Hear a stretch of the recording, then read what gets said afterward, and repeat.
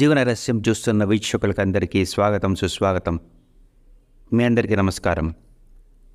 ఈ వీడియోలో మనం మాల్దీవ్స్ గురించి మళ్ళీ మాట్లాడుకోబోతున్నాం. గెట్ అవుట్ ఇండియా అనేటువంటి స్లోగన్తో ఎన్నికల్లో గెలిచినటువంటి ఆ దేశ ప్రస్తుత ప్రధాని ప్రమాణ స్వీకారం చేసిన తర్వాత ఆనవాయితీ ప్రకారం భారతదేశం వచ్చి మన ప్రధానిని కలవవలసిన సిచ్యువేషన్ ఉండింది. కానీ భారతదేశం అంటే ద్వేషాన్ని పెంచుకున్నటువంటి ప్రస్తుత మాల్దీవ్స్ ప్రధాని భారతదేశానికి రాలేదు. సరికదా నేరుగా చైనాకు వెళ్ళి జీపింగ్ కాళ్ళ మీద పడ్డాడు. ఆ తర్వాతైనా భారత్ వస్తాడేమో అనుకుంటే భారత్కు రాలేదు. సరికదా నేరుగా అక్కడి నుంచి తుర్కీకి వెళ్ళిపోయాడు. అక్కడ వెళ్ళి వాళ్ళ కాళ్ళ మీద పడ్డాడు. దాని తర్వాతైనా భారత్ వస్తాడేమో అని చెప్పి వెయిట్ చేస్తే భారత్కి రాలేదు. నేరుగా అక్కడి నుంచి దుబాయ్ వెళ్ళాడు. దుబాయ్లో అప్పుడు COP28 అనేటువంటి ప్రపంచ పర్యావరణానికి సంబంధించినటువంటి ఒక పెద్ద సమావేశం జరుగుతూ ఉంటే ఆ మీటింగ్కు ఈ మాల్దీవ్స్ ప్రధాని అక్కడికి వెళ్ళాడు. ఆ సమయంలో భారత ప్రధాని మోడీ గారు కూడా అక్కడికి వెళ్ళాడు. ఆ సమయంలో ఈ మాల్దీవ్స్ ప్రధాని మోడీ గారిని ఆ మీటింగ్స్ సైడ్ లైన్స్లో కలిసి మాట్లాడడం జరిగింది. సో కొత్తగా ప్రధాని అయిన తర్వాత మాల్దీవ్స్ అధ్యక్షుడు భారతదేశానికి రావాల్సింది పోయి రాకుండా చివరకు మూడవ దేశమైన దుబాయ్లో ఏదో ఒక మీటింగ్ సందర్భంగా వెళ్ళి కలిసి మాట్లాడడం జరిగింది. ఈ విషయాలన్నీ కూడా మనం ఇంతకుముందు వీడియోలలో చాలా మాట్లాడుకున్నాం. ఇప్పుడు మాల్దీవ్స్ రోగం మరింతగా ముదిరిపోయింది. దానివల్ల భారతదేశానికి చాలా కొత్త సమస్యలు కూడా వచ్చేటువంటి సిచ్యువేషన్ ఏర్పడింది. ఇప్పుడు అసలు విషయాలకు వస్తాం. మాల్దీవ్స్లో ఉన్న భారత్కు చెందినటువంటి 80 మంది టెక్నికల్ నేవీ సహాయ బృందాలను ఆ దేశం నుండి వెళ్ళగొడతామనేటువంటి నినాదంతో ఈ ప్రస్తుత మాల్దీవ్ అధ్యక్షుడు మౌజు ఎన్నికలు గెలిచాడు. ఇప్పుడు మాల్దీవ్స్ నుండి భారత్ను వెళ్ళగొట్టే పని స్టార్ట్ చేసేశాడు. దఫాలుగా మీటింగ్స్ అయ్యాక భారతదేశం మాల్దీవ్స్ను కన్విన్స్ చేసి ప్రస్తుతం మాల్దీవ్స్లో ఉన్నటువంటి భారత నేవీ ఆఫీసర్స్ స్థానంలో సివిల్ డ్రెస్లో ఉండేటువంటి టెక్నికల్ టీంను ఏర్పాటు చేస్తామని మాల్దీవ్స్ను ఏదో ఒక విధంగా ఒప్పించింది. ఫిబ్రవరి 29వ తేదీన మొదటి టెక్నికల్ టీం భారత్ నుండి మాల్దీవ్స్కు చేరుకుంది. ఆ టీంలో ఎంతమంది ఉన్నారు అనే విషయాన్ని భారత్ గోప్యంగా ఉంచింది.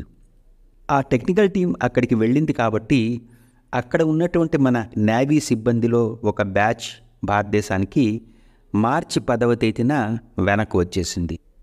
ఈ విధంగా భారత్కు చెందినటువంటి 80 మంది నేవీ సిబ్బంది అక్కడ ఉన్నారు కాబట్టి ఆ 80 మంది స్థానంలో కూడా కొత్తగా టెక్నికల్ సిబ్బంది అక్కడ భారతదేశం ఏర్పాటు చేయబోతుంది. ఈ మొత్తం ప్రక్రియ కూడా మే 10వ తేదీ కల్లా పూర్తి చేయాలని చెప్పి భారత్, మాల్దీవ్స్ ఒప్పుకున్నాయి. కానీ కొత్తగా ఏం జరిగిందో తెలుసా? సడన్గా ఒక ఫ్లాష్ న్యూస్ వచ్చింది. మాల్దీవ్స్ దేశాధ్యక్షుడికి పిచ్చి ముదిరిపోయి సడన్గా ఏమని డిక్లేర్ చేశాడంటే, మే 10వ తేదీ కల్లా భారతదేశానికి చెందినవాడు ఎవడూ మా దేశంలో ఉండేదానికి లేదు అని డిక్లేర్ చేసేశాడు. అంటే ఇప్పుడు వెళ్తున్న టెక్నికల్ టీం కూడా మే 10వ తేదీ కల్లా వెనక్కి వచ్చేయాల్సిందే. సో మే 10 తర్వాత భారతదేశానికి చెందిన ఎవరూ కూడా మాల్దీవ్స్లో ఉండేదానికి లేదు అనేటువంటి సిచ్యువేషన్ ఏర్పడిపోయింది. ఈ ప్రస్తుత అధ్యక్షుడు భారత్ ఇక మాకు డిఫెన్స్ విషయాలలో, ఆహార సరఫరా విషయాలలో సహాయం చేయవలసిన అవసరం లేదని కూడా చెప్పేశాడు. దానితో పాటుగా మెడికల్ సేవల కోసం కొత్తగా శ్రీలంకతో కూడా ఒప్పందాలు చేసేసుకున్నాడు. అదే కాకుండా సముద్ర తీరాన్ని పర్యవేక్షించేందుకు తుర్కీతో డ్రోన్ విమానాల ఒప్పందం కూడా చేసుకున్నాడు. ఈ విధంగా అన్ని విషయాలలో భారత్ను పక్కన పడేసి ఇతర దేశాలతో ఒప్పందాలు చేసుకుంటూ పోతున్నాడు. ఇదంతా జరగడానికి ఒకే ఒక కారణం, చైనా. ఈ మౌజు చైనా బూట్లు నాకుతున్నాడు. చైనా డబ్బులిచ్చి ఇతన్ని లొంగదీసుకుంటూ పోతోంది. మాల్దీవ్స్ చైనాలో కాలు పెట్టి అక్కడ తన మిలిటరీ స్థావరాలను ఏర్పాటు చేసుకొని హిందూ మహాసముద్రం మీద పూర్తి ఆధిపత్యాన్ని చలాయించాలని, భారత మీద దాడులు చేయాలని భయంకరమైన కుట్ర పన్నుతోంది. అందుకే మాల్దీవ్స్ అధ్యక్షుడు భారత్ను వెళ్ళిపోమ్మని చీకొడుతున్నా భారత్ ఎంతో సహనంగా ఓపికతో మాల్దీవ్స్తో మీటింగులు పెట్టి వేరే మార్గాల ద్వారా ఎలాగైనా మాల్దీవుల్లో మన మనుషులు ఉండే విధంగా ప్రయత్నాలు చేస్తూనే ఉంది.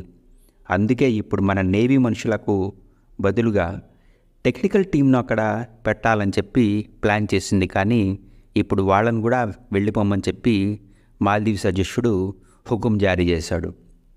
మోడీ ప్రభుత్వం వచ్చిన తర్వాత నైబర్స్ ఫస్ట్ అనేటువంటి పాలసీ క్రింద భారతదేశం మాల్దీవ్స్కు $1 బిలియన్ సాఫ్ట్ లోన్లు, గ్రాంట్లు, ఇన్ఫ్రాస్ట్రక్చర్ ప్రాజెక్ట్స్ ఇచ్చి ఇబ్బడి ముబ్బడిగా సహాయం చేస్తూనే ఉంది.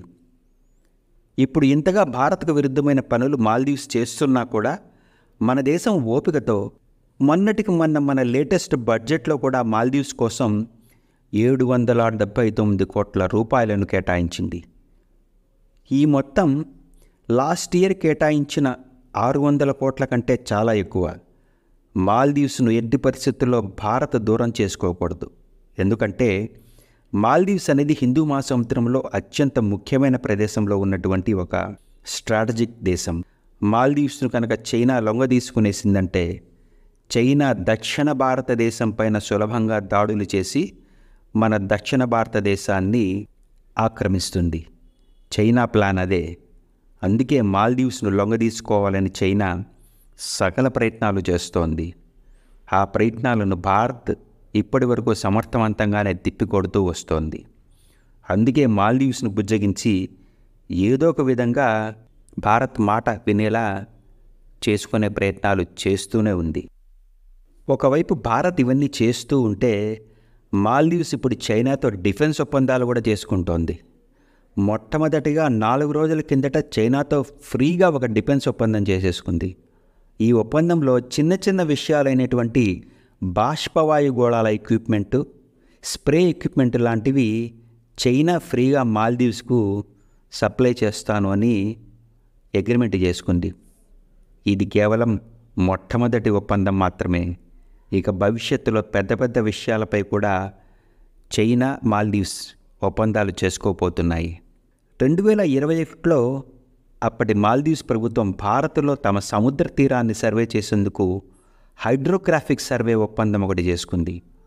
ఈ ఒప్పందాన్ని ఇప్పుడు మాల్దీవ్స్ అధ్యక్షుడు మాకు భారత్ అవసరం లేదు, ఈ హైడ్రోగ్రాఫిక్ సర్వేని మేమే చేసుకుంటామని ఒప్పందాన్ని రెన్యువల్ చేసుకోమని భారత్కు తెగేసి చెప్పేశాడు. దీనివలన భారత్కు హిందూ మహాసముద్రంలో సముద్ర గర్భంలో వాతావరణ పరిస్థితులు, సముద్రగర్భ భూభాగపు పరిస్థితులు అర్థం చేసుకునేటువంటి అవకాశం లేకుండా పోతోంది. ఇప్పుడు మాల్దీవ్స్ ఈ సర్వేను తామే చేసుకుంటామని చెప్తోంది. కానీ వాస్తవానికి ఈ సర్వే పనులను మాల్దీవ్స్ చేసుకోగలిగేటువంటి టెక్నికల్ నాలెడ్జి మాల్దీవ్స్ దేశంలో ఎవరికీ లేదు.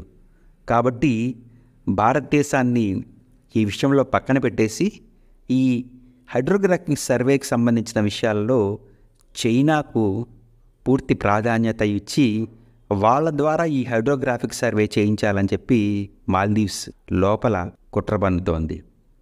చైనా కనుక ఈ సర్వేలు చేసేస్తే ఆ దేశానికి హిందూ మహాసముద్రం యొక్క పూర్తి భౌగోళిక పరిస్థితుల మీద నాలెడ్జ్ వచ్చేసి ఈ సముద్ర పరిస్థితులకు తగ్గట్టుగా సబ్మెరైన్స్ను కూడా డిజైన్ చేసుకొని వాటిని మాల్దీవ్స్ సముద్ర జలాలలో నిలిపి వాటి ద్వారా భారత్ పైన దాడి చేసేటువంటి అత్యంత గొప్ప అవకాశం చైనాకు లభించేస్తుంది. ఇదే కనుక జరిగితే మన దక్షిణ భారతదేశం అత్యంత ప్రమాదంలో తప్పకుండా పడిపోతుంది. మాల్దీవ్స్ ద్వేషం ఎంత స్థాయిలో ఉందంటే మాల్దీవ్స్ దేశ ప్రజలు ఇప్పటి వరకు తమ ఆరోగ్య సంబంధమైన విషయాలకు భారత్ లేక శ్రీలంకకు మాత్రమే వెళ్ళేవాళ్ళు.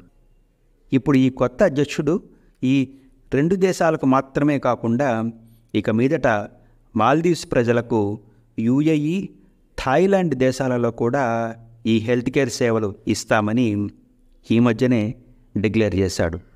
ఇది ఈ మాల్దీవ్స్ అధ్యక్షుడికి భారతదేశంపై ఉన్నటువంటి ద్వేషానికి గొప్ప సంకేతం. ఇదంతా ఇలా ఉంటే డిసెంబర్ 2023 వరకు మాల్దీవ్స్ వచ్చేటువంటి భారతీయుల సంఖ్య నెంబర్ 1గా ఉండేది. ఇప్పుడు అది 6వ స్థానానికి పడిపోయింది.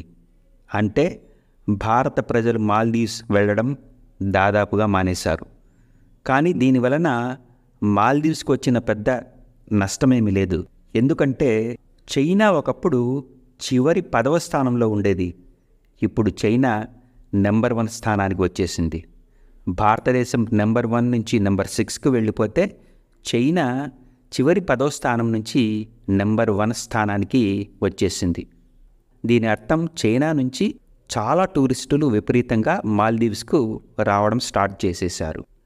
ఇదంతా కేవలం జనవరి, ఫిబ్రవరి, మార్చి నెలల్లో వేగంగా జరిగిపోయి ఈ విధంగా పూర్తి పరిస్థితులు మారిపోయాయి.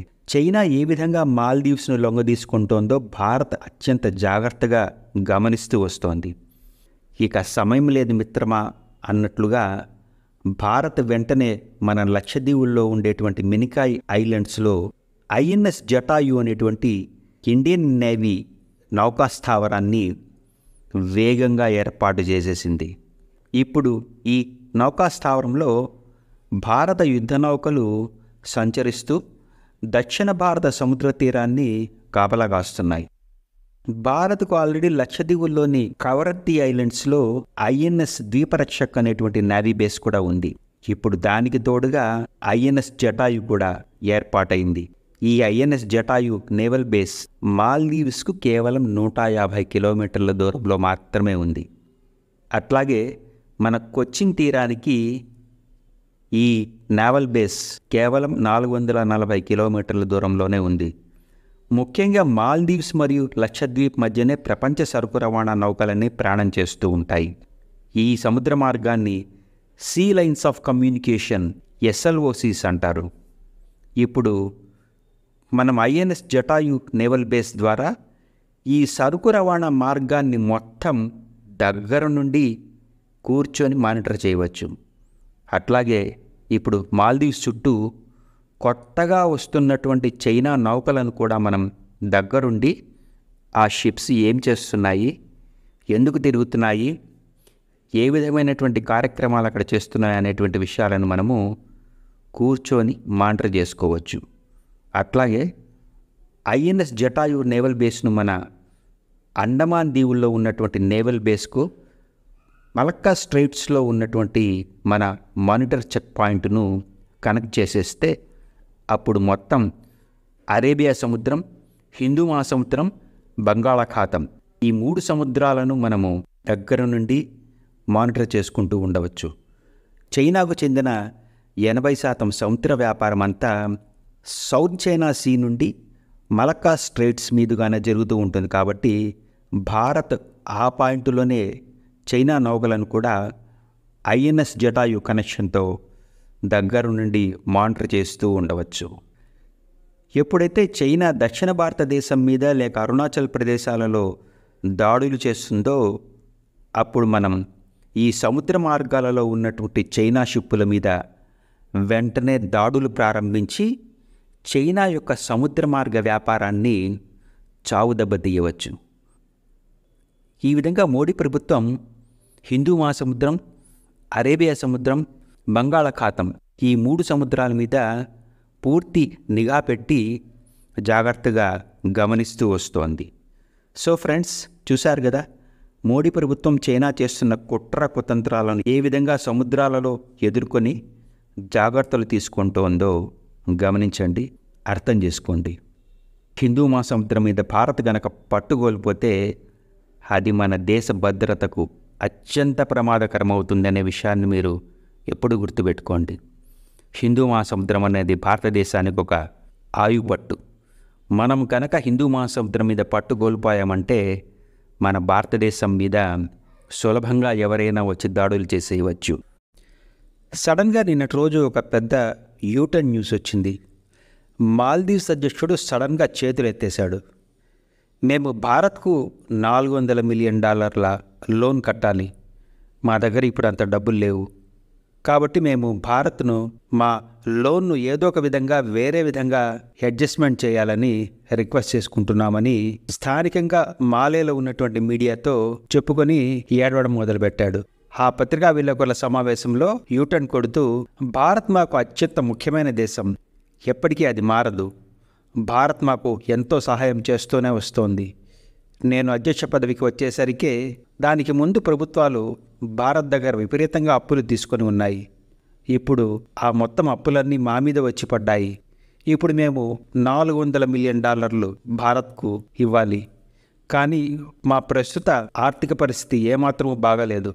కాబట్టే మేము భారత్తో ఈ విషయం గురించి మాట్లాడుతున్నాము. భారత్ మా దేశంలో అత్యంత ప్రతిష్టాత్మకమైన చాలా ప్రాజెక్ట్స్ చేస్తోంది. భారత్ మాకు అత్యంత సన్నిహితమైన భాగస్వామి. ఆ విషయంలో మాకు ఎప్పుడూ ఎలాంటి సందేహము లేదు. ఇది ఎప్పటికీ మారదు. ఇప్పుడు భారత్ మా దేశంలో చేస్తున్న ప్రాజెక్ట్స్ ఏవి కూడా మాకు ఆగిపోకూడదు. అవి వేగంగా పూర్తి కావాలి. కాబట్టి నేను భారత్తో ఏ విధంగా ఎలాంటి ఘర్షణలు కూడా కోరుకోవడం లేదు. ఇప్పటి వరకు మా దేశానికి ఉన్న ఆర్థిక శక్తి కంటే మించి ఎక్కువగా మేము అప్పులు చేసేసాము. కాబట్టి భారత్ను మా అప్పుల విషయంలో ఏదైనా వేరే మార్గాలు చూడమని రిక్వెస్ట్ చేసుకుంటున్నాము. ఇప్పుడు జరుగుతున్న ప్రాజెక్ట్స్ అన్నీ త్వరగా పూర్తి కావాలి. ఇందులో ముఖ్యమైనటువంటి ఎయిర్పోర్ట్ ప్రాజెక్టు కూడా ఉంది. ఈ విషయాల గురించి నేను మోడీతో దుబాయ్లో కలిసినప్పుడు కూడా మాట్లాడినాను. ఈ ప్రాజెక్ట్స్ను ఆపివేయాలని నేను ఎప్పుడూ కోరుకోలేదు. ఇవి ఇంకా వేగంగా పూర్తి కావాలనే నేను కోరుకుంటున్నాను అని నేను మోడీకి చెప్పినాను. ఈ ప్రాజెక్ట్స్ అన్నీ త్వరగా పూర్తి అయ్యేందుకు ఒక ఉన్నత స్థాయి కమిటీ వేసి త్వరగా నిర్ణయాలు చేసే విధంగా వ్యవస్థ ఏర్పాటు చేయాలని కూడా నేను మోడీని దుబాయ్లో రిక్వెస్ట్ చేసినాను. ఇక భారత్కు చెందిన నేవీ అధికారులు మా దేశంలో ఉండకూడదు, విడిచి వెళ్ళమని చెప్పిన విషయంలో మాకు ఎలాంటి వేరే దురుద్దేశం కూడా లేదు. మా దేశంలో ఇతర దేశాల మిలిటరీ ఉండకూడదు అనేది మా ముఖ్య ఉద్దేశ్యం. ఇది మా దేశ భద్రతకు సంబంధించినటువంటి విషయం కాబట్టి మేము వేరే దేశాల మిలిటరీని మా దేశంలో ఉండకూడదనే అంటున్నాము. ఇందులో తప్పేమీ లేదు కదా. అందుకే భారత్ను నేవీ అధికారులను వెనక్కు తీసుకోమని మేము అడిగాము. భారత్ కూడా ఈ విషయాన్ని అంగీకరించింది. ఇందులో సమస్య ఏమీ లేదు. మేము ఈ విషయంలో కలిసి మాట్లాడుకునే పనిచేస్తున్నాము. అసలు ఇంతకు ముందు ప్రభుత్వమే భారత నేవీ అధికారులను ఇక్కడి నుండి వెళ్ళిపోమని చెప్పింది. కానీ అప్పుడు అధికారులు వెళ్ళిపోలేదు. కానీ ఇప్పుడు మేము భారత్తో చర్చల ద్వారా మేము అనుకున్నది సాధిస్తున్నాము. ఈ విషయంలో మాకు భారత్ మీద ఏ విధమైన కోపం లేదు. భారత్ స్థానంలో వేరే ఏ ఇతర దేశం ఉన్నా కూడా వాళ్ళ మిలిటరీని కూడా వెనక్కు పంపేసే ఉండేవాళ్ళము. ఇందులో మాకు ఏ దేశంపైన వ్యక్తిగతమైన కోపం అంటూ ఏమీ లేనేలేదు అని మాల్దీవ్స్ అధ్యక్షుడు పత్రికా విలేకరులతో మాట్లాడుతూ అన్నాడు. ఈ విధంగా మాల్దీవ్స్కు చెందిన దేశాధ్యక్షుడు సడన్గా యూటర్న్ తీసేసుకొని భారత్ గురించి ముత్తుగా ముచ్చట గొలిపేలాగా సున్నితంగా అందంగా మాట్లాడుతూ అందరినీ ఆశ్చర్యపరిచాడు. వీడి పల్టీ మాటలకు అందరూ ఇప్పుడు ఆశ్చర్యపోతున్నారు. సరే ఫ్రెండ్స్, ఈ వీడియోని ఇక్కడికి ఆపేస్తాను. మిమ్మల్ని మరొక వీడియోలో మంచి సబ్జెక్ట్తో కలుసుకుంటాను. మీ అందరికీ సెలవు. నమస్కారం.